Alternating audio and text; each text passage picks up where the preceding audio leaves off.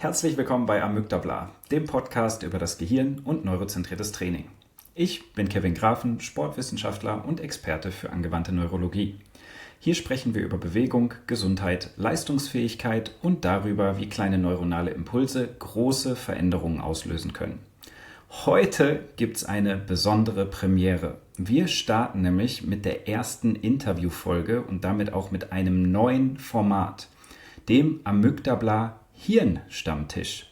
Warum Hirnstammtisch? Ganz einfach. Der Hirnstamm ist eine der zentralen Schaltstellen unseres Nervensystems. Dort geht es um Wachheit, Orientierung, Haltung, Schutz, Regulation und viele automatische Prozesse, die unser Leben im Hintergrund am Laufen halten. Und ein Stammtisch ist ein Ort, an dem man ehrlich, direkt und entspannt miteinander spricht. Also dachte ich mir, warum nicht beides miteinander kombinieren? Ein bisschen Neuro, ein bisschen Gesprächskultur und hoffentlich kein kompletter neuronaler Kurzschluss. Mein erster Gast passt perfekt dafür rein, nämlich Astrid Buscher. Astrid ist Diplom-Sportökonomin, Kinder-Neurocoach, Leitung und Geschäftsführung des Schlaukopf-Instituts für systemisches Lernen, wissenschaftliche Leitung des Arztinstituts der Ludwig Arzt GmbH, Z-Health Movement Specialist für neurozentriertes Training, Autorin, Dozentin und Speakerin. Sie arbeitet seit vielen Jahren mit Kindern, Eltern und Fachpersonen rund um die Themen Lernschwierigkeiten, kindliche Wahrnehmung, Bewegung, neuronale Unreifen und sensomotorische Entwicklung. Gemeinsam haben wir außerdem das Buch Neuronales Training für kleine Köpfe geschrieben. In dieser Folge sprechen wir darüber, warum Lernen nicht nur im Kopf stattfindet, warum Bewegung, Gleichgewicht, Augen, Körperwahrnehmung und Atmung für Kinder so wichtig sein können und warum Kinder nicht einfach faul, unmotiviert oder zappelig sind, sondern möglicherweise mit einem Nervensystem arbeiten müssen, das gerade sehr viel Energie für scheinbar einfache Dinge verbraucht. Und keine Sorge, es wird kein trockenes Fachgespräch. Es geht um Praxis, um echte Erfahrungen, um Kinder, um Eltern, um Schule, um Entwicklung und darum, wie man Kinder besser verstehen kann, bevor man sie vorschnell bewertet. Astrid, schön, dass du da bist. Willkommen beim ersten Amygdabla Hirnstammtisch.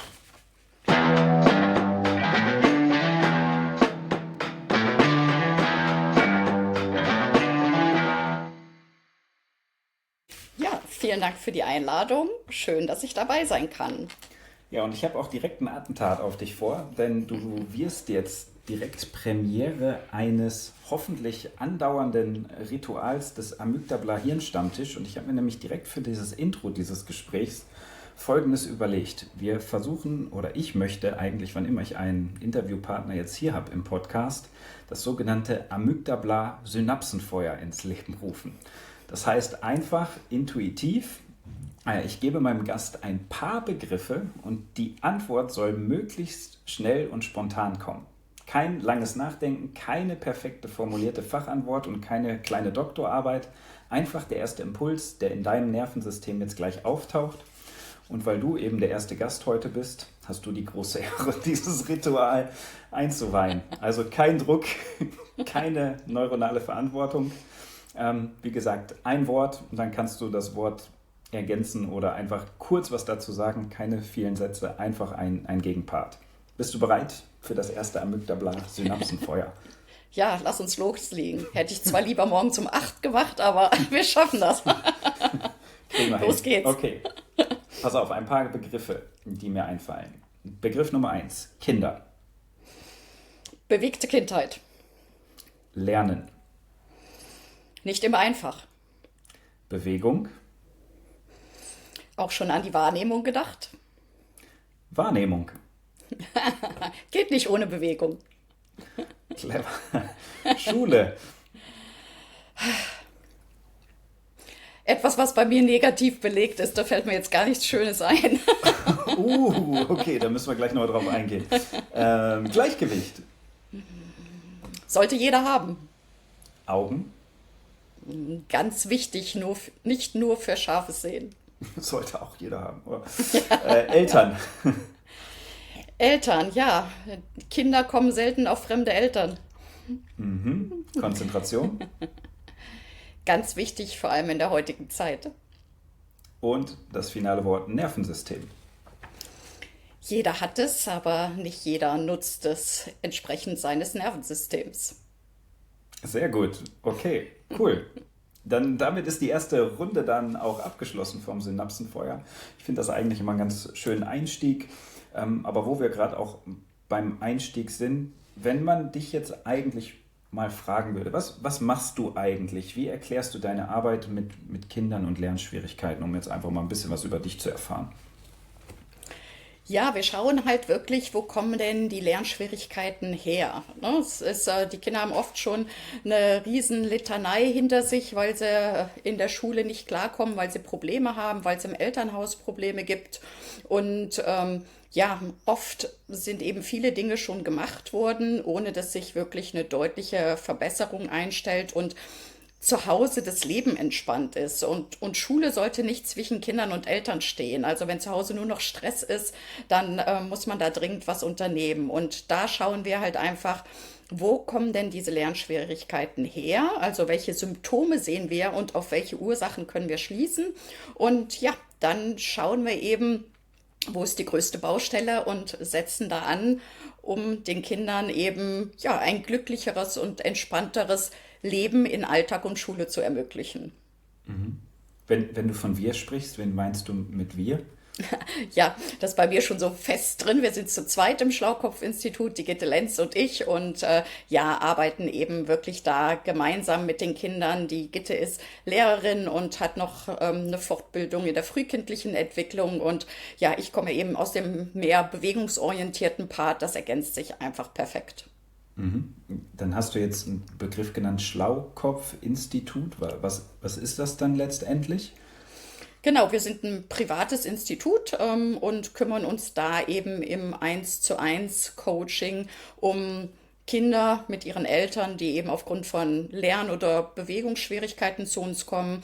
Wir machen aber auch Impulsvorträge, bilden aus zu dem Thema frühkindliche Entwicklung, Wahrnehmung und Lernen. Also bei uns kann man vieles lernen und ja, den Kindern eben einen einfachen Schulalltag ermöglichen.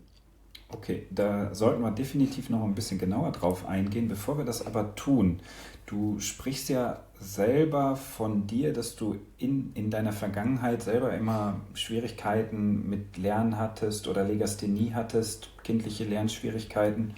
War das letztendlich die Erfahrung, weswegen du ja heute zu diesem Thema gekommen bist? Spricht er überhaupt die Wahrheit? Ist das so?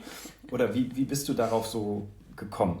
Ja, das ist auf jeden Fall einer der Gründe, die mich dazu bewegt haben, das eben ja jetzt zu meinem Beruf zu machen und den Kindern zu helfen. Also dass ich eben selber mich in der Schule extrem schwer getan habe, Lesen und Schreiben korrekt hinzukriegen, vor allem das Schreiben. Also noch auf dem Gymnasium stand immer drunter schöner Inhalt, aber Punktabzug oder Notenabzug aufgrund der vielen Rechtschreibfehler. Und ich bin mir sicher, ich habe mein ganzes Leben Sport gemacht und ganz viel in der Kindheit, danke an meine Eltern, dass die mich überall hingeschickt haben und ja, dass mich der Sport einfach durch die Schule gebracht hat, weil ich da die Erfolgserlebnisse hatte, die ich in der Schule eben nicht hatte. Und ja, heute hätte ich wahrscheinlich die Diagnose Legasthenie, ADHS, vielleicht ein bisschen was von beiden. Früher zu meiner Zeit wurde das noch nicht so diagnostiziert. Da musste man gucken, dass man irgendwie durch die Schule kommt. Und es hat ja auch funktioniert und ja, bietet dann auch wieder Vorteile, wenn man so anders lernen muss als vielleicht viele andere Kinder. Und ein weiterer Grund, der dann auch nochmal sehr ausschlaggebend war ja, unser erster Sohn, den mich diese Legasthenie vererbt oder wie auch immer weitergegeben habe und der eben auch, obwohl er total früh gesprochen hat und Dinge ganzheitlich erfasst hat, eben kein Lesen und Schreiben gelernt hat oder mit extremen Fehlern und Lesen ganz stockend. Und da wurde dann eine visuelle Wahrnehmungsstörung festgestellt. Und da bin ich diesem Thema zum ersten Mal begegnet. Wahrnehmung, visuelles System. Und wir hatten da einen echt coolen Optometristen, mit dem wir zusammengearbeitet haben, unser Sohn und ich. Und ja, da hat mich das Thema zum ersten Mal gepackt. Ich habe ganz viele Weiterbildungen dann in dem Bereich gemacht, visuelles System, Gleichgewicht. Und als dann das neurozentrierte Training kam, dann hat sich für mich der Kreis so geschlossen. Und dann bin ich der Gitte begegnet, ja, und dann ist das Schlaukopf-Institut entstanden. So schnell kann es gehen. So schnell kann es gehen und auch recht erfolgreich, so wie ich weiß. Aber wir wollen ja nicht wieder zurück, oder wir wollen auf jeden Fall zurück zum Schlaukopf-Institut. Bevor wir das aber tun, du hast jetzt gerade schon, wir haben jetzt nicht nur Fachpublikum hier, die zuhören, du hast gerade Legasthenie genannt, du hast ADHS genannt. Kannst du vielleicht möglichst einfach mal beschreiben, was das denn ist oder was das für eine Problematik ist? Genau, also heutzutage schimpft sich das Teilleistungsstörungen. Also da gibt es tatsächlich eben auch Diagnosen oder Fachkennziffern, die dann die Kinder bekommen. Und die Legasthenie oder LRS, Lese-Rechtschreibschwäche, die ja zeigt sich vornehmlich in Schwierigkeiten im Lesen und Schreiben. Dann gibt es auch wieder unterschiedliche Ausprägungen. Es gibt die isolierte Leseschwäche, die isolierte Rechtschreibschwäche, also wenn Kinder eben in einem Bereich mehr Probleme haben, einfach entsprechend ihres Alters, ohne dass ja eine kognitive Einschränkung da ist. Also die haben eine normale bis überdurchschnittliche Intelligenz, lernen aber trotzdem nicht das Lesen und Schreiben. Das ist dann Legasthenie oder Leserechtschreibschwäche. So richtig deutlich definiert, was da der Unterschied ist. Naja, das findet man nicht so. Das ist mehr im Amerikanischen oder Niederländischen, wo es klarer definiert ist. Man kann grob sagen, dass die Legasthenie manifester ist. Also das heißt, das behalten die Kinder immer. Sie können es zwar verbessern, aber das Lesen und Schreiben wird immer so ein bisschen das sein, wo sie sich zusammen fuchsen müssen, dass sie das hinkriegen. Und bei der Leserechtschreibschwäche, das sagt ja auch schon der Begriff Schwäche, da erreicht man eben wesentlich schneller Erfolge mit einem Training, ja auch des Regelwissens. Dann gibt es die Dyskalkulie, das ist dann mehr die Schwäche im Mathebereich. Und da gibt es isolierte Störungen wie eine reine visuelle Störung, also dass die Augen nicht ihren Job machen, dann eine Kombination Hören und Augen, visuell-auditiv. Und dann gibt es eben komplexere Probleme wie ADHS oder Autismus-Spektrum-Störungen, wo viele Dinge zusammenkommen. Also das Gebiet ist ziemlich groß. Wir lieben es, Diagnosen zu stellen heutzutage, aber leider schaut halt keiner genau hin, wo kommen denn die ganzen Dinge her. Ja, ich wollte gerade sagen, das ist ja ein Riesenfass. Das sind ja unglaublich viele Ansätze oder in Anführungsstrichen Diagnosen. Aber wenn man jetzt so diagnostiziert wird, was heißt denn das jetzt? Du hast gerade schon mal von deinem Sohn gesprochen, dass er mit einem Optometristen zusammengearbeitet hat, weil vielleicht Lernstörungen da sind. Also die Augen scheinen ja irgendwie was zu tun zu haben mit dem Lernen. Du hast gerade auditiv, also Hören gesagt. Du hast Gleichgewicht gesagt. Wenn man das jetzt auf einen Oberbegriff sozusagen münzen würde, wären wir ja bei Wahrnehmung, was ja relativ sinnvoll ist.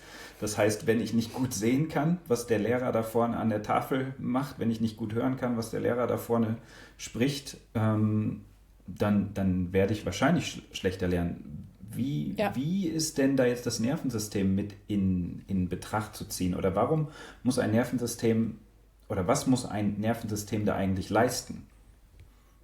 Genau, also wichtig erst nochmal vielleicht so, bevor wir aufs Nervensystem eingehen, so der Hintergrund, dass aber der Kinderarzt oder der Physiotherapeut oder Ergotherapeut hat gesagt, es funktioniert alles. Also der Augenarzt hat gesagt, das Kind braucht keine Brille. Der Ohrenarzt hat gesagt, das Kind hört gut. Also das hören wir natürlich ganz, ganz oft. Und das ist auch richtig so, weil die Ärzte von der Ausbildung her einfach schauen, ist das Kind organisch gesund? hat das Auge keine Krankheiten, das Ohr keine Krankheiten. Und das haben die Kinder, die zu uns kommen. Die sind gesund. Die haben halt nur ein spezielles Nervensystem. Und das Nervensystem ist eben dazu da, Informationen aufzunehmen und zur Verarbeitung und zu integrieren, dass alles zusammen funktioniert. Die Augen mit den Ohren, mit dem Gleichgewicht, mit der Körperwahrnehmung.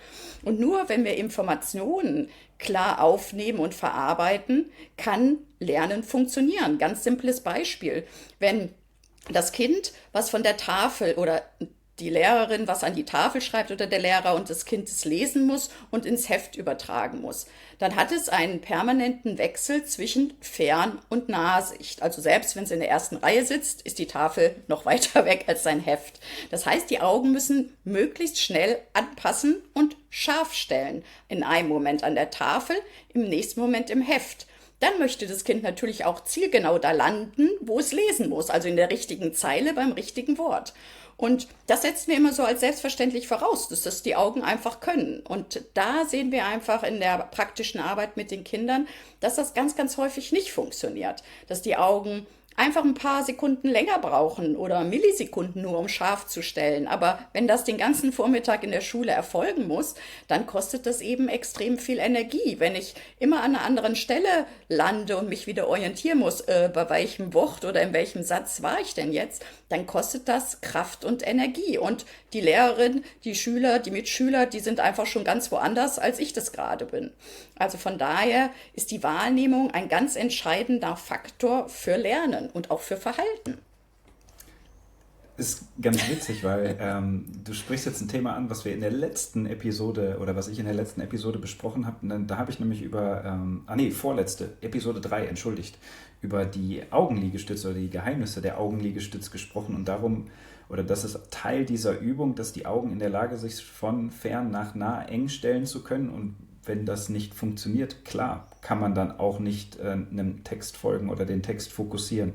Das macht ja total Sinn, dass, ja, wenn man auf die Tafel guckt, Dinge nicht erkennen kann, die Augen das Wort nicht scharf stellen können oder auf den Text scharf stellen können, dass Kinder das Wort gar nicht sehen. Die Frage ist, warum guckt denn keiner danach?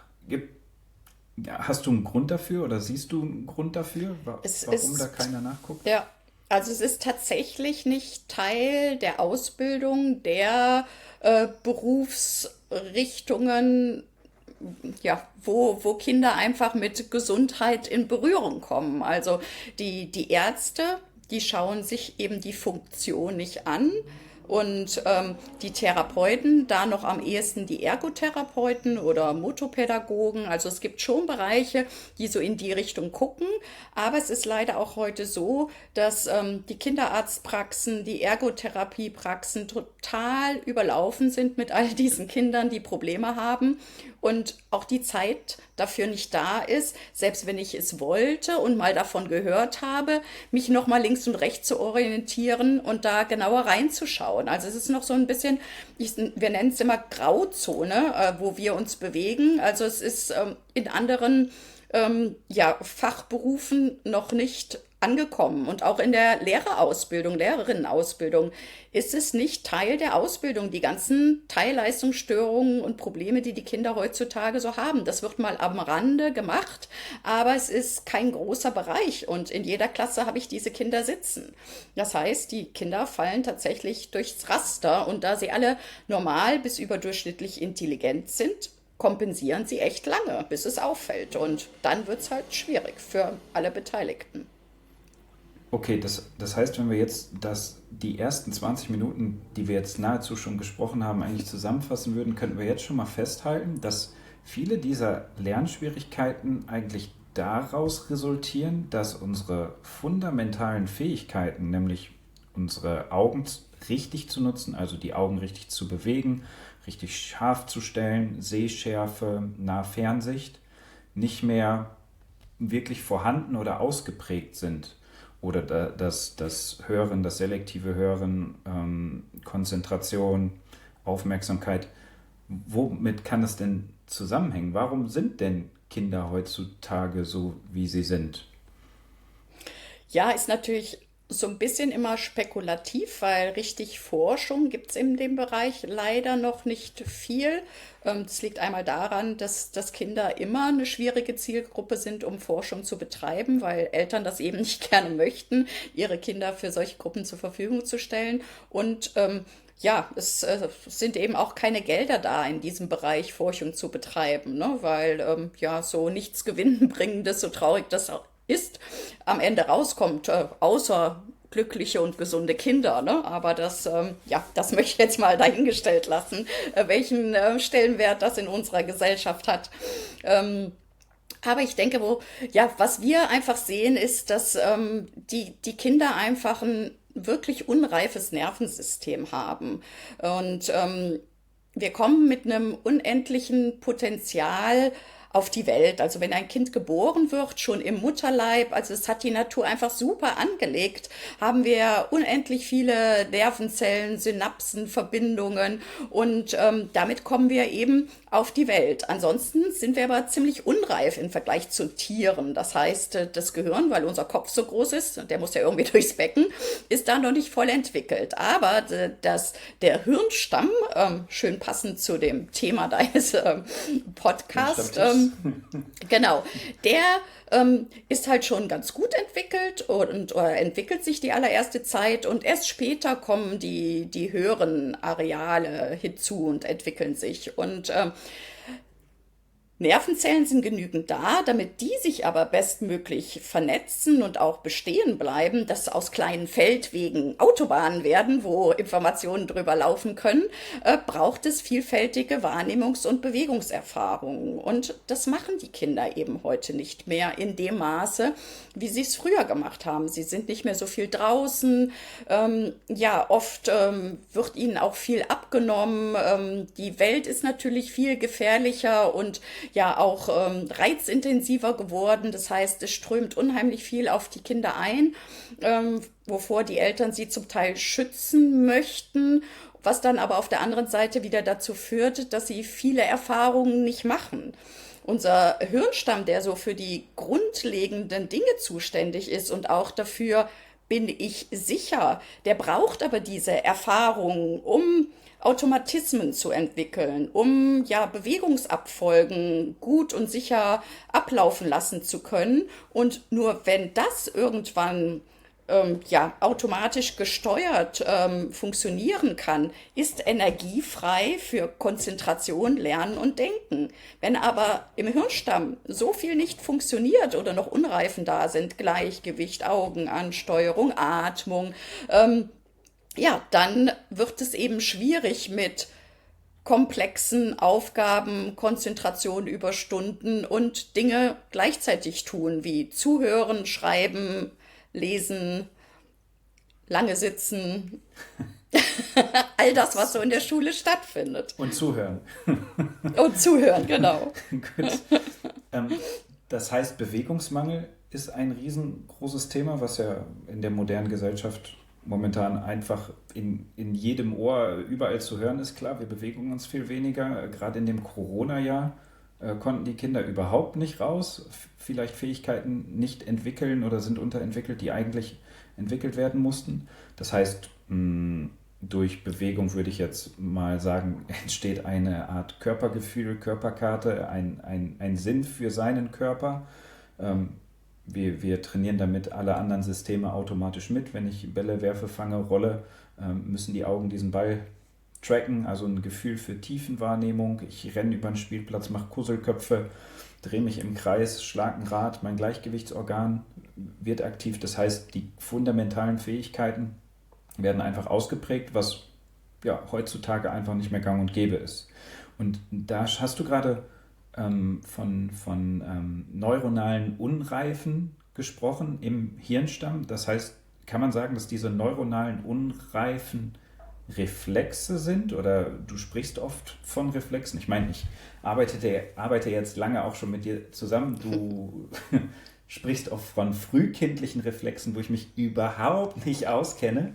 Und da würde ich einfach gerne mal wissen, was sind so neuronale Unreifen Reflexe, frühkindliche Reflexe? Woran kann man vielleicht schon erkennen, oder früh erkennen, dass Kinder, ich will jetzt nicht sagen, auf die schiefe Bahn geraten, aber dahingehend sich entwickeln, dass schon frühzeitig ein Defizit erkennbar ist, wo man vielleicht schon intervenieren könnte.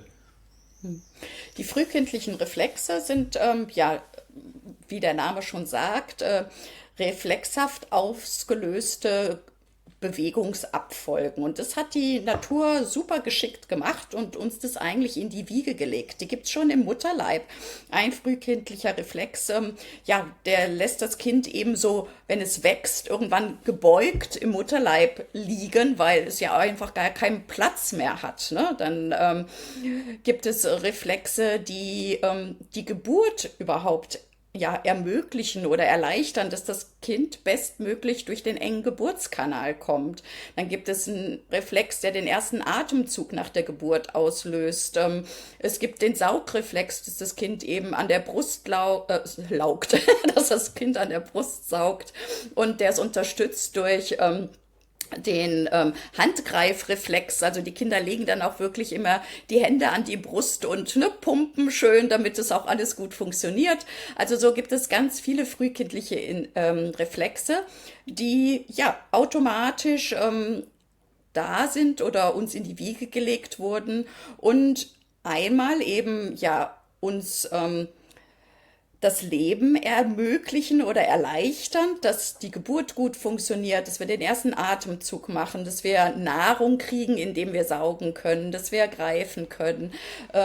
Und die laufen automatisch ab und lösen halt immer Bewegungsabfolgen aus. Das heißt, die Muskulatur wird trainiert, das Gehirn wird trainiert, Bahnung von Nervenverbindungen werden einfach dadurch angelegt, bis das Gehirn eben so reif ist, dass es sie selbstständig steuern kann. Weil vorher ist es alles reflexhaft. Wenn diese Reflexe aber ja zu einem Zeitpunkt, also so man nennt das, die integrieren sich, also die verschwinden nicht komplett, sondern sie sind nur noch in Notsituationen, dass sie ausgelöst werden. Also der Greifreflex zum Beispiel, das macht Sinn, wenn ich irgendwann im Erwachsenenalter abstürze und kann irgendwo einen Ast oder eine Felsklippe greifen, dass ich dann zugreife. Ne? Dann ist er wieder da. Aber er sollte nicht, wenn ich einen Stift greife, meine Hand so festmachen, dass ich nur so schreiben kann. Und wir sehen immer mehr, dass diese Reflexe eben auch zu einem Zeitpunkt noch auftauchen, wo sie eigentlich schon integriert sein sollten. Also die integrieren sich so in den ersten, also ganz viele schon im Mutterleib, dann im ersten Lebensjahr, und es gibt dann auch noch Reflexe, die bis zum 4., 5. Lebensjahr sich erst integrieren.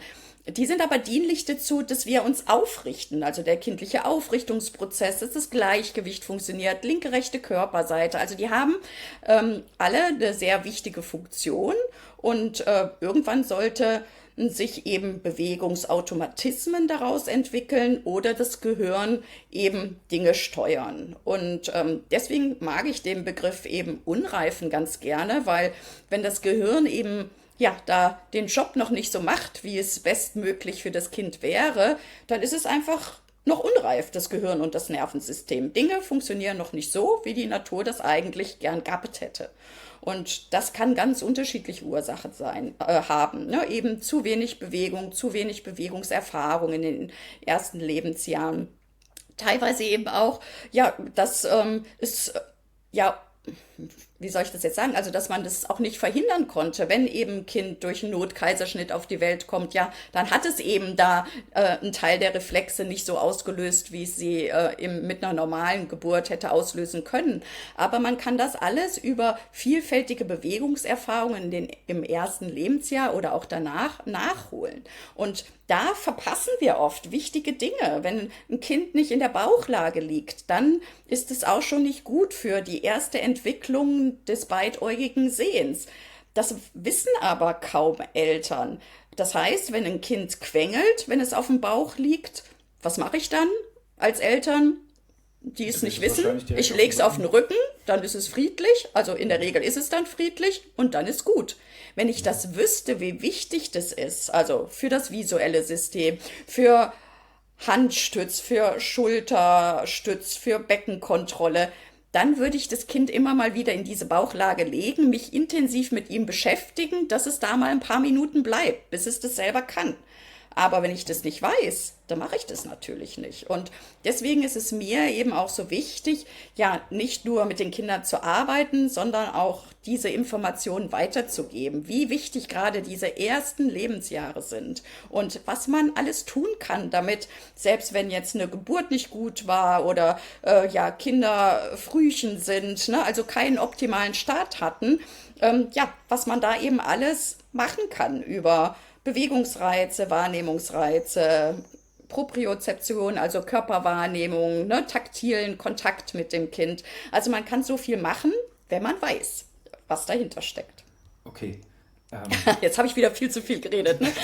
Okay, aber ich muss nochmal nachhaken, weil nicht alle haben ja jetzt auch Zugriff auf das parallele Video hier. Du hast gerade bei dem Greifreflex eine schöne Handbewegung gemacht, die ich definitiv hier nochmal erklärt haben möchte, weil es einfach so spannend ist, weil man viele Kinder so malen oder schreiben sieht in dem Grundschulalter, dass ein Stift eben komplett mit der Hand umfasst und gegriffen wird und die Stiftspitze mit der Faust quasi auf das Papier gelegt wird und dann gekreiselt wird.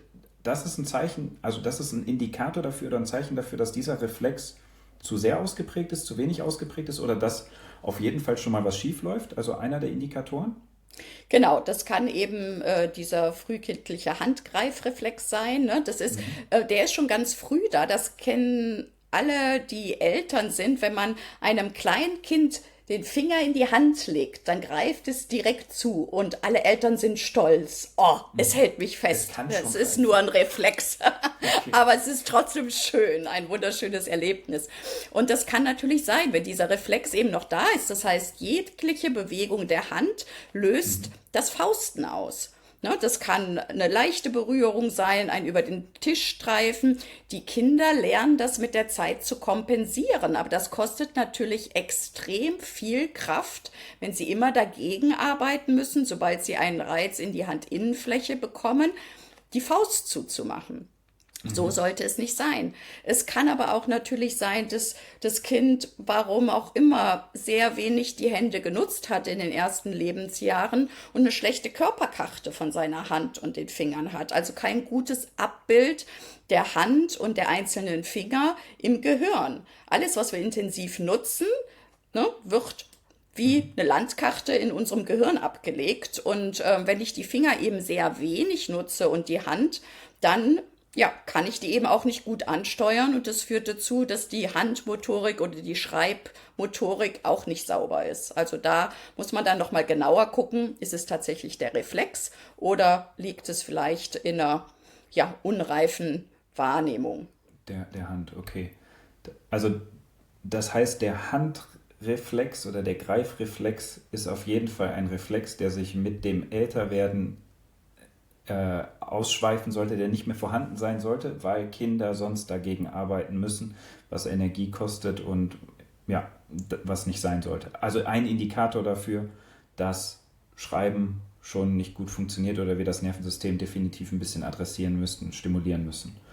Okay, dann hast du gerade gesagt, also ich versuche es immer in meinen Kursen zu erklären, wenn es um Rumpfstabilität geht, um die Entwicklung von Rumpfstabilität geht, dass es immer auf dem Wickeltisch schon anfängt, wenn Kinder in Rückenlage liegen, die Gliedmaßen von sich strecken und anfangen zu wackeln und zu strampeln, dass die da einfach so eine Art Körpergefühl schon entwickeln und wissen, wo ihre Gliedmaßen im Raum sind. Und der nächste Schritt dann eigentlich ist diese Seitwärtsrolle, wo man dann als Elternteil immer aufpassen muss, dass die nicht vom Wickeltisch fallen und dann eben diese Stützphase kommt. Da hast du gerade gesagt, dass dort das beidäugige Sehen eigentlich anfängt, sich zu entwickeln.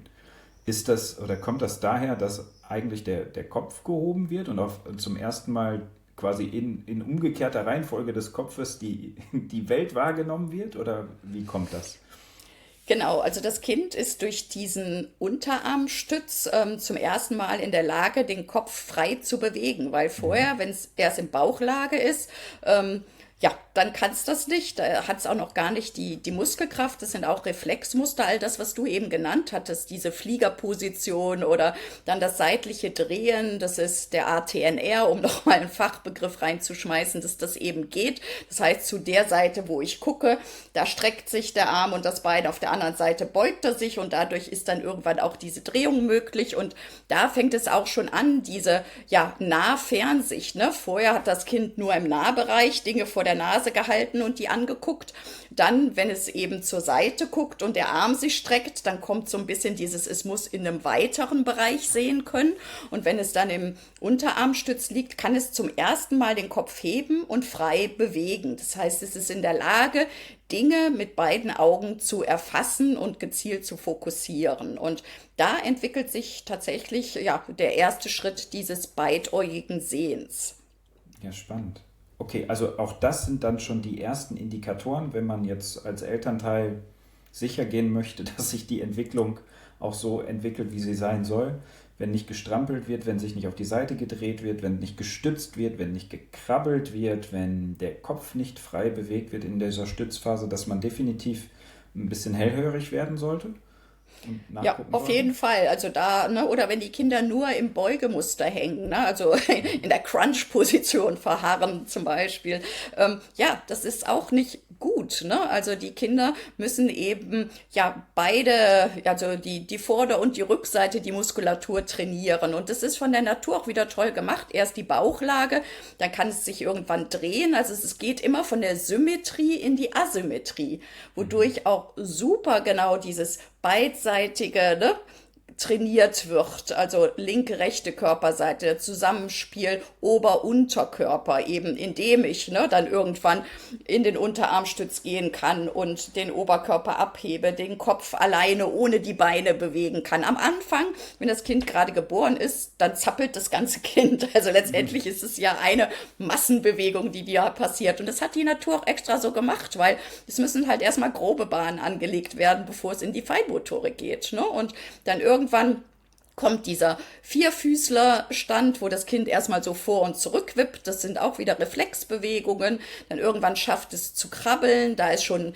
die Koordination linke, rechte Körperseite. Deswegen ist Krabbeln auch extrem wichtig. Kinder, die nicht gekrabbelt sind, haben oft dann später ja Probleme in der Ansteuerung oder in dem koordinierten Zusammenspiel von linker und rechter Körperseite. Ja, dann geht's irgendwann hoch auf die Knie, dann in den Stand und ja, jedes Kind lernt laufen, selbst wenn es gewisse Phasen in dieser in diesem frühkindlichen Aufrichtungsprozess auslässt. Aber teilweise kompensieren die Kinder eben dann schon in diesem ersten Lebensjahr und das fällt erst spät auf. Also solange das kindliche System nicht unter Stress gerät, wenn es zu Hause in einer ja, entspannten Atmosphäre ist, wenn es Bezugspersonen hat, wenn es im Kindergarten viel spielen kann, draußen ist oder ja, Geschwister oder Freunde hat, solange können wir Menschen super kompensieren. Kompensation wird schwierig, wenn Kinder oder das System Mensch unter Stress gerät, wenn viele Dinge hinzukommen, wenn von uns viel erwartet wird. Deswegen sehen wir die meisten Kinder oder leider erst im dritten, vierten Schuljahr, weil dann das Kompensationsmuster an seine Grenzen kommt. Also das ist auch Das heißt, spannend zu sehen. okay, das heißt, diese ganze frühkindliche Entwicklung, die sollte eigentlich völlig automatisiert ablaufen, wenn wir der Natur ihren Weg bahnen oder lassen und Bewegung ermöglichen. Dann macht das System das völlig von alleine. Man muss da nicht überempfindlich, überbesorgt sein. Das ist ein automatisierter Prozess, wenn man es einfach zulässt. Und Genau, man muss schon so hinschauen, und was du jetzt eben gesagt hast, es ist ein automatisierter Prozess, aber natürlich durch Probleme in der Schwangerschaft, eine schwierige Geburt, was weiß ich, Stress im ersten Lebensjahr, das kann ja auch Trennung der Eltern sein. Das jetzt nochmal ganz, ganz wichtig, es kann keiner was dafür. Es ist so, wie es ist, aber unser Nervensystem ist plastisch, wir haben eine Neuroplastizität, es kann sich immer wieder entwickeln oder weiterentwickeln. Das heißt, selbst wenn da am Anfang was schiefgelaufen ist, können wir da richtig viel was dran tun, dass das Kind sich gut entwickelt und ja, entspannt eben durch die Schule kommt. Aber wir müssen eben so ein bisschen hinschauen, ne? Wenn es nicht krabbelt, wenn es nicht in den Unterarmstütz geht, wie können wir es da unterstützen? Und dazu ist Wissen eben nötig. Okay, das Wissen wollen wir gleich haben. Bevor wir dahin gehen, du sagtest gerade dritte, vierte Klasse, also sind wir eigentlich in dem Kindesalter jetzt, ja, fangen wir mal bei der ersten Klasse an, sagen wir zwischen 6 und 10 Jahren wahrscheinlich, irgendwo in der Altersspanne. Wie zeichnen sich denn da Auffälligkeiten oder zeigen sich Auffälligkeiten?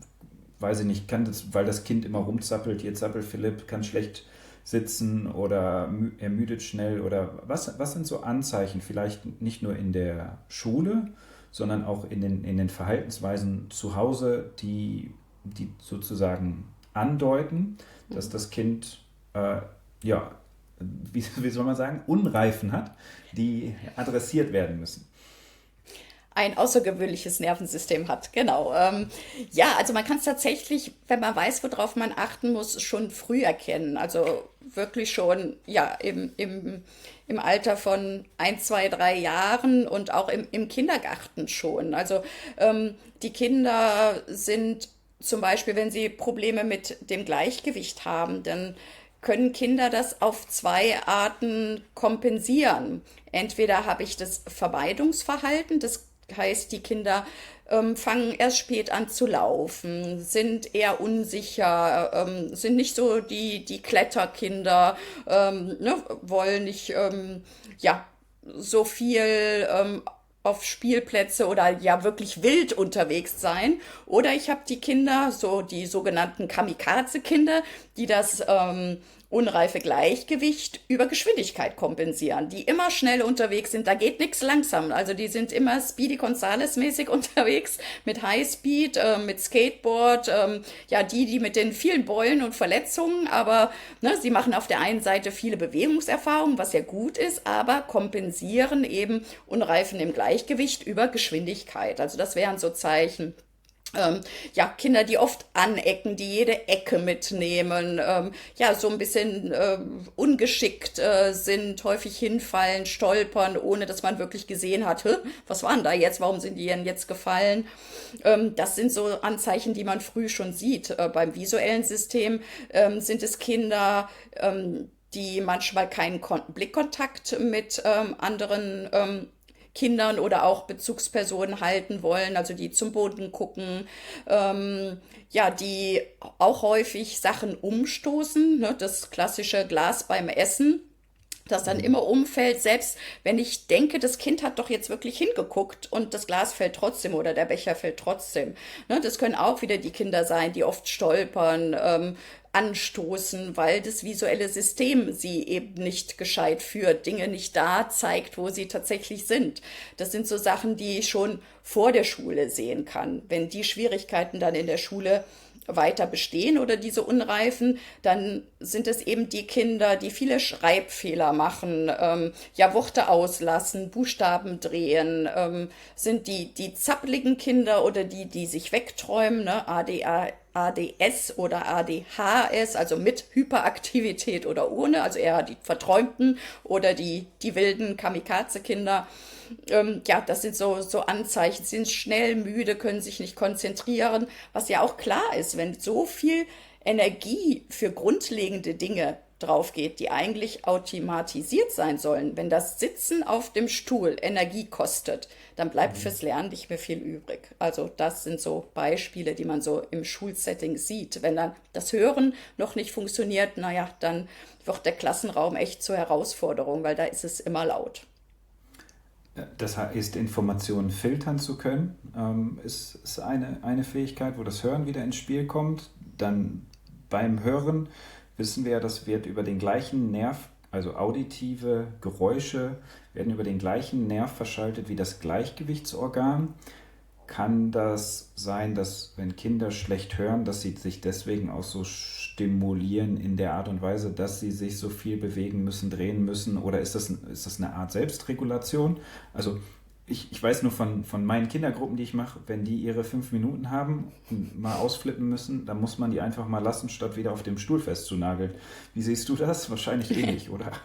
Ja, das ist auf jeden Fall so. Und es ist wirklich dieses Drehen, Rennen, sich austoben, also gerade Schaukel- und Drehbewegungen, die haben zwei Effekte. Also wir haben viele Kinder, die brauchen eine gewisse Grundstimulation des Nervensystems und vor allem das Gleichgewichtssystem, um sich überhaupt konzentrieren zu können, um zuhören zu können. Also wir haben zum Beispiel so eine Schaukel bei uns im Institut hängen und also die Kinder, die länger schon bei uns sind, die wissen, dass sie sich da immer reinsetzen können, wenn wir Erwachsenen wieder zu viel reden und sie Fragen beantworten müssen. Das tun sie dann auch immer. Ansonsten sagen wir das den Kindern, dass sie das dürfen. Und es ist unglaublich. Also selbst die Eltern sind teilweise total überrascht, was die Kinder alles erzählen, wenn sie in dieser Schaukel sitzen. Auch Kinder, die zurückhaltend sind, die so ein bisschen autistische Züge haben oder über ja gewisse Dinge einfach nicht vor Fremden reden wollen, die setzen sich in die Schaukel und ja, sind dann eben so stimuliert, beruhigt, also Schaukeln hat ja auch eine parasympathische beruhigende Wirkung, ne, so, dass sie eben anfangen zu reden. Es gibt aber auch Kinder, die brauchen so eine Grundaktivierung über Drehen, ja, um überhaupt aufmerksam zu sein. Also wir haben oft Kinder, um mal so ein Bewegungsbeispiel zu geben, die tun sich schwer mit Werfen und Fangen. Das kann unterschiedliche Ursachen haben. Aber wenn es Kinder sind, die einfach mehr Input brauchen, dann kann es zum Beispiel helfen, die auf eine wackelige Unterlage zu stellen, was ja eigentlich viel schwieriger ist fürs Gleichgewicht, aber wo sie einfach mehr Input oder anderen Input vom System kriegen und auf einmal können die werfen und fangen, weil das System anders stimuliert ist. Und so ist es eigentlich immer so ein bisschen Puzzlespiel, welches Kind habe ich da, was braucht es für Reize, um jetzt besser zuhören zu können, besser schreiben zu können, ja, sich aufrechterhalten zu können oder ne, reflexiv sich stabilisieren zu können. Also da muss man bei Kindern eben ganz viel auch beobachten, schauen, was passiert denn da, wenn ich mit den Kindern agiere. Also Schaukeln ist also eine Übung, die man mit den Kindern einfach und schnell machen kann, die höchst effektiv zu sein scheint. Ich habe nämlich das Problem, sage ich mal, also meine Hauptzielgruppe sind jetzt nicht Kinder, aber mit Erwachsenen kann man natürlich ganz anders arbeiten, als mit Kindern ganz andere Arbeitsaufträge geben und auch in Anführungsstrichen langweilige, stupide Übungen ausführen lassen. Wie macht man denn solche neurozentrierten Übungen am Ende kindgerecht oder spannender? Gibt es da weitere, weiß ich nicht, deine Top 5 Übungen, die du gerne durchführst, die man den Zuhörern mit an die Hand geben kann, um einfach mal zu gucken, hey, was passiert eigentlich, wenn ich mein Kind das machen lasse, was einfach ist, aber auf der Ebene des Nervensystems eine Explosion auslöst im positiven Sinne?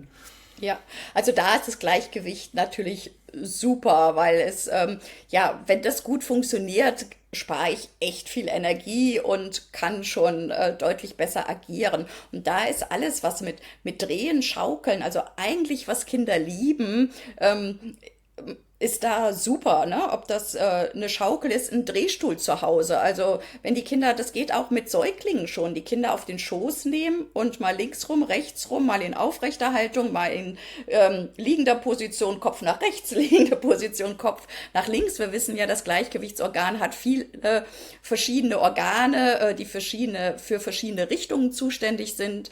Und das kann ich auch mit den ganz Kleinen schon trainieren oder ne, selber auf einem Ball sitzen und hopsen, das Kind auf dem Schoß haben oder wenn sie ein bisschen größer sind und nicht krabbeln wollen, die Kinder auf den eigenen Rücken legen und als Erwachsener krabbeln. Man muss halt dann sich auch bewegen, aber dann machen die Kinder ja auch diese Krabbelbewegung mit, weil sie auf dem Rücken liegen.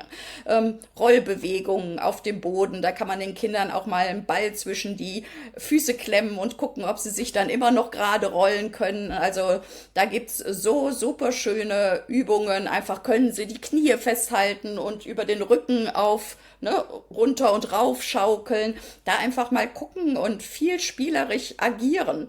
Eines unserer liebsten Spiele ist Kuhschubsen. Oh ja. Das heißt, dass das Kind in den Vierfüßlerstand stellen und einfach von allen Richtungen mal anschubsen. Das Kind darf dann natürlich bei den Erwachsenen auch.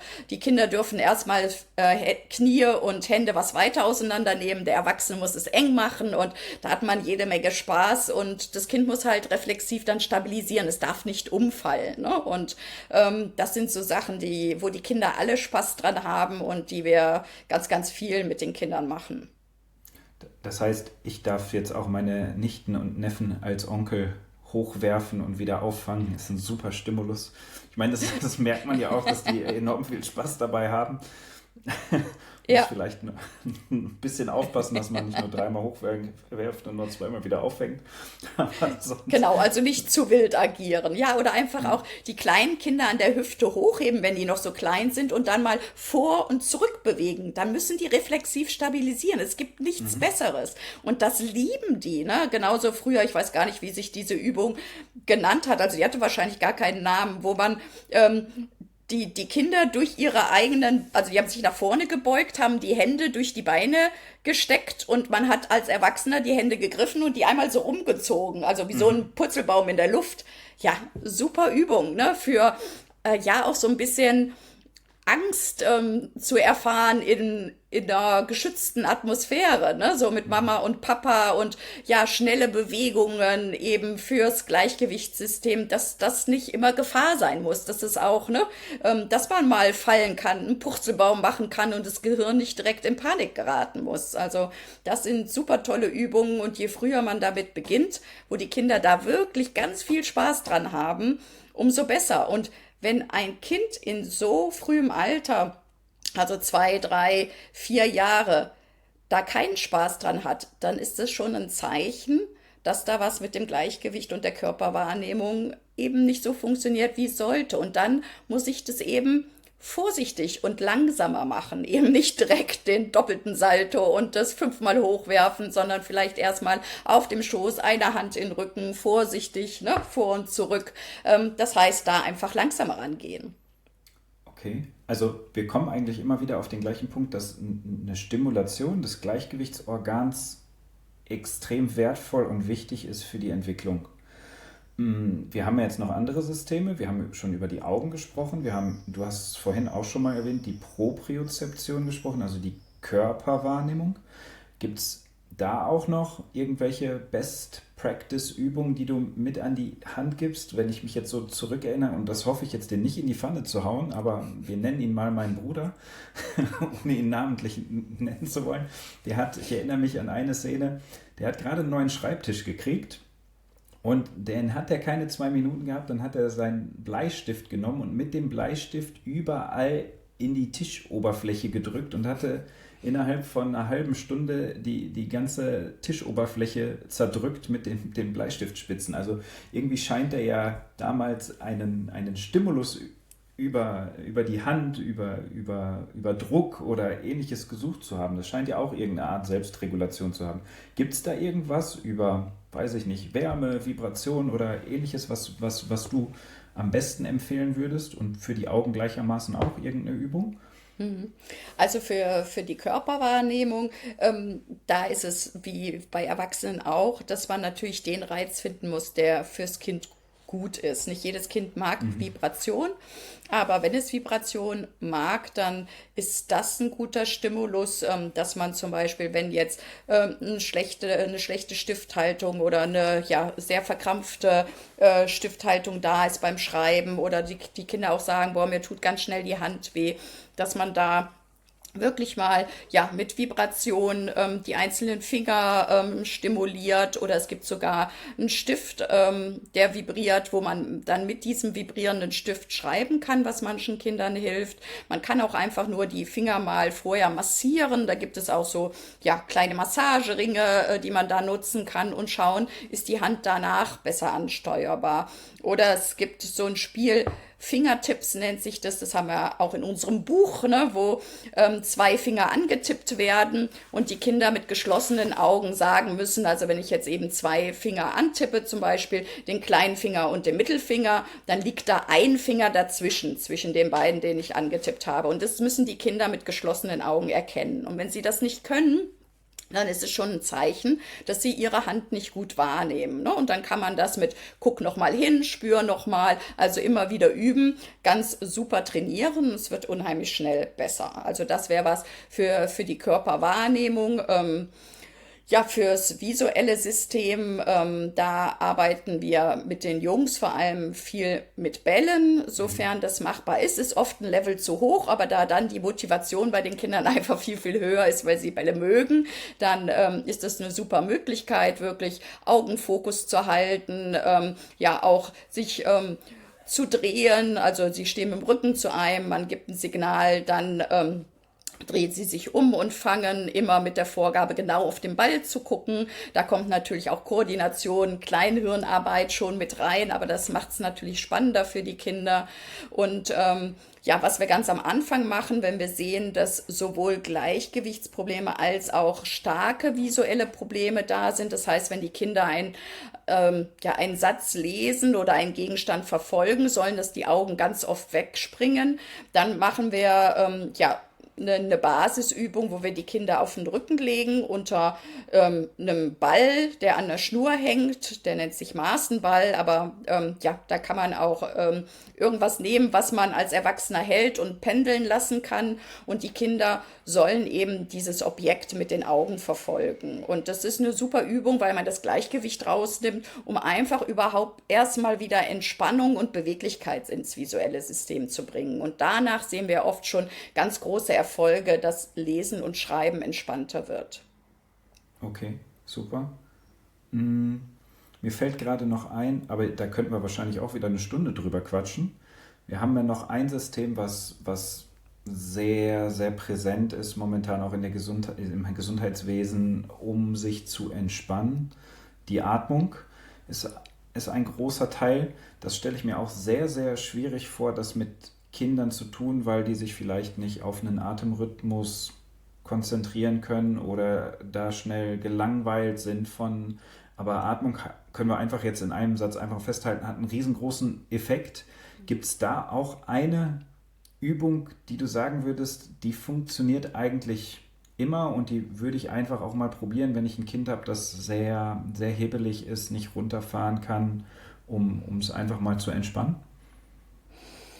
Ja, also da geht's tatsächlich doch mit einem gewissen Atemrhythmus. Wenn die Kinder merken und verstehen, was dahinter steckt, dann kann man das tatsächlich mit denen machen. Ne? Wir starten dann immer, wenn wir so ein Kind haben, was sich im Training so selber hochschaukelt, bis es irgendwann am Punkt ist, wo gar nichts mehr geht. Dann kommt von uns immer die Frage, kannst du atmen? Und sagt das Kind, ja. Kannst du auch zählen? Kannst du bis 6 zählen? Ja, kann ich auch. Und dann starten wir mit einer Atemübung. Das ist, ne, durch die Nase einatmet auf 3, die Luft kurz anhält für 1, 2 Sekunden und dann auf 4 bis 6 ausatmet. Das gucken wir, wie das für das Kind geht, und da machen wir ein paar Atemzüge. Und das Kind wird dann direkt ruhiger und man kann wieder weiter atmen und weiter üben. Und das merkt das Kind natürlich auch, dass das geht. Ne? Ansonsten schauen wir natürlich, atmet das Kind viel durch den Mund, also hat es die ganze Zeit den Mund auf. Wie ist die Zungenposition? Also oft Kinder, die durch den Mund atmen, da liegt die Zunge in der Regel unten, weil sonst können sie nicht durch den Mund atmen. Und die bestmögliche oder normal physiologische Position der Zunge sollte oben am Gaumen sein.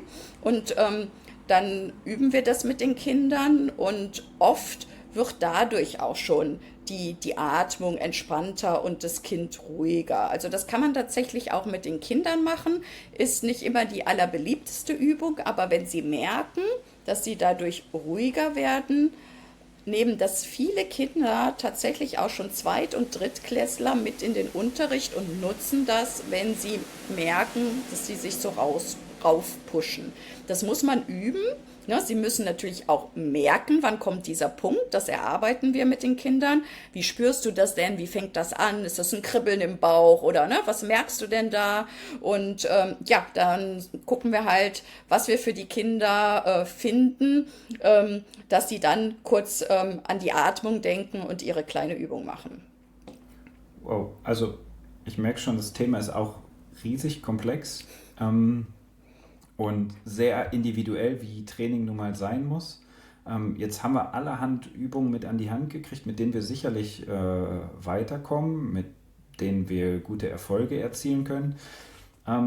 Wie sieht es denn jetzt aus, wenn Eltern sich nicht sicher sind und jetzt eigentlich doch mehr machen möchten für ihr Kind? Da seid ihr jetzt im Schlauchkopf-Institut für die Kids da.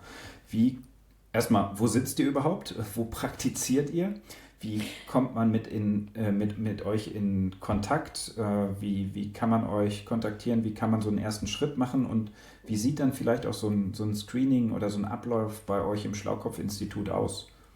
Ja, also wir sitzen in Erkelenz, das ist am Niederrhein und ganz westlich, also fast schon holländische Grenze, also nochmal westlich von Köln, Mönchengladbach, so ein bisschen als Einsortierung. Es ist, wenn man auf der Landkarte guckt, gibt es da ganz westlich so einen ganz kleinen Zipfel auf der Landkarte, das sind wir. Ja, und da sind wir mit dem Schlaukopf-Institut. Ja, man findet uns am besten über die Website, da kann man dann auch nochmal so ein bisschen nachlesen, wie wir arbeiten, schlaukopf-institut.de und da dann über die Kontaktdaten am besten immer den ersten Kontakt über E-Mail, weil wir immer mit den Kindern in Aktion sind und das dann immer einfacher ist, über E-Mail einen Termin zu vereinbaren, wo man da mal telefoniert. Also ein Telefonat oder ein persönliches Gespräch geht natürlich auch, aber am besten den Termin über E-Mail abstimmen. Und ja, wie beginnen wir? In der Regel beginnen wir mit einem unverbindlichen Elterngespräch, online oder physisch, je nachdem, wo die Eltern sitzen, ob sie zu uns kommen können oder ob sie zu weit weg sind, wo wir besprechen, was die Probleme der Kinder sind oder des Kindes sind und ja, bitten die Eltern auch im Vorfeld immer schon mal auf unseren Elternfragebogen zu schauen. Den findet man im Download-Bereich, weil wenn sie da ihr Kind wiederfinden über die Fragen, nicht erschrecken, der hat viele Seiten, weil wir die ganze frühkindliche Entwicklung abfragen. Aber wenn Sie da das Kind wiedererkennen, dann ja, ist einfach die Chance sehr groß, dass wir auch da mit dem Kind erfolgreich arbeiten können. Und wenn wir uns dann gemeinsam entscheiden, dass wir da zusammen arbeiten möchten, dann starten wir mit einem Screening, wo wir uns das Kind eben 2,5 Stunden anschauen. Das muss immer physisch sein. Also die Eltern, die weiter weg wohnen, die machen das in der Regel in den Ferien, kommen die zu uns. Und ja, da schauen wir, je nachdem, mit welcher Diagnose oder welchem Problem das Kind kommt, sowohl von der Bewegungs- und Wahrnehmungsseite auf das Kind, als auch schulisch, wenn es jetzt zum Beispiel mit einer Dyskalkulie oder Legasthenie kommt. Da machen wir dann auch ein paar schulische Tests und dann werten wir das alles aus. Wir nehmen das auf Video auf, damit wir uns das nochmal anschauen können und es gibt dann eine ausführliche Auswertung und dann starten wir mit dem Training. Die Kinder kommen nur einmal im Monat zu uns, aber sie müssen täglich kleine Übungen zu Hause machen. Das sind so, wenn man es alles am Stück machen würde, 20 Minuten vielleicht. Man kann das aber auch über den Tag verteilen. Das wäre mal so grob so ein Ablauf. Okay, also für die jetzt sehr schreckhaft versucht haben mitzuschreiben, keine Sorge, ich schreibe die ganzen Kontaktdaten und Adressen auch von Instagram, der Homepage nochmal in die Shownotes hier rein, in den Text unter dem Video. Und dann braucht keiner Sorgen haben, dass er dich nicht findet. Dann würde ich gerne einfach nochmal, bevor wir die Folge, weil wir haben jetzt schon wieder eine Stunde voll, das ist Wahnsinn, wie schnell die Zeit rennt, würde ich auch nochmal darauf hinweisen wollen, dass wir natürlich auch unser Buchprojekt haben, neuronales Training für kleine Köpfe. Wer da mal reinschauen mag oder gucken mag, findet da auch viele, viele spannende Einblicke und Ideen, wie man so ein Training starten kann oder Übungen. Bevor ich zum Abschluss komme, Astrid, hast du noch irgendwas, was du unbedingt den Leuten mit auf den Weg geben möchtest oder sagen möchtest oder was wir jetzt gerade noch nicht besprochen haben? Wollte ich jetzt nicht so sagen, weil dann sind wir wahrscheinlich noch 8 Stunden weiter hier dran, aber für den Moment von den Dingen, die jetzt nochmal wichtig sind oder auf den Punkt gebracht werden sollten, oder möchtest du es nochmal in 4 Sätzen zusammenfassen? Gibt es noch was? Genau. Ich versuche es mal zusammenzufassen in 4 Sätzen, so ungefähr plus minus. Genau. Ja, also das Wichtigste ist, dass man Bewegung, Wahrnehmung und Lernen einfach nicht trennen kann. Wir haben immer mal wieder Eltern, die sagen, ah ja, wir sind alle keine Bewegungsmenschen, Hauptsache die Kinder sind gut in der Schule. Ja, aber das funktioniert nicht. Also wir brauchen Wahrnehmungs- und Bewegungsreize, damit Lernen stressfrei und gut funktioniert. Wir kriegen es auch sonst irgendwie hin, aber es ist nicht schön.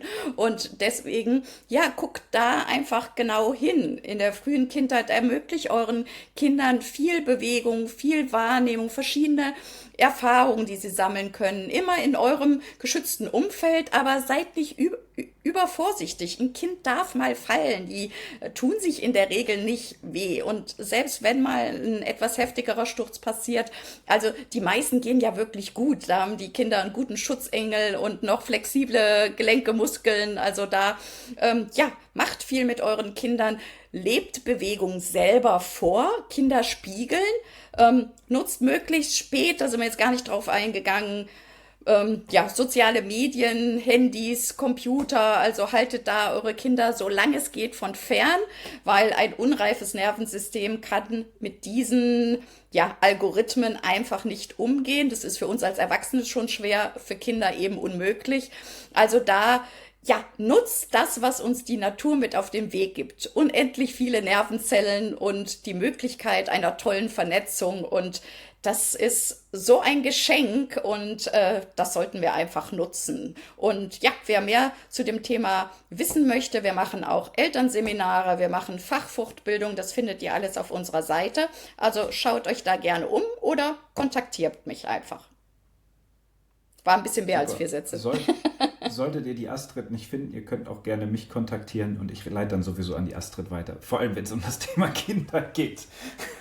Also, vielen, vielen Dank, Astrid, dass du heute zur Premiere zu Gast warst. Ich denke, das ist eine sehr, sehr schöne Folge geworden mit vielen Informationen, und ich denke, viele Leute sind da vielleicht auch hellhöriger geworden und ja, konnten ordentlich was mitnehmen. Ich konnte es auf jeden Fall. Deswegen, ich gehe davon aus, es wird wahrscheinlich noch irgendwann Teil 2 kommen. Super gerne.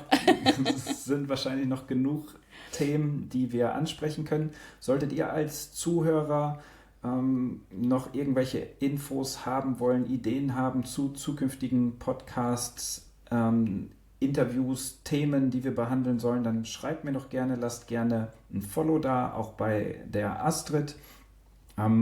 Und dann würde ich sagen, schließen wir die Folge ab, und ich freue mich natürlich wieder, wenn ihr das nächste Mal wieder einschaltet, wenn es heißt Amygdabla, egal in welcher Form, als Einzelepisode oder der Hirnstammtisch-Version. In diesem Sinne, bis dahin, tschüss und ade.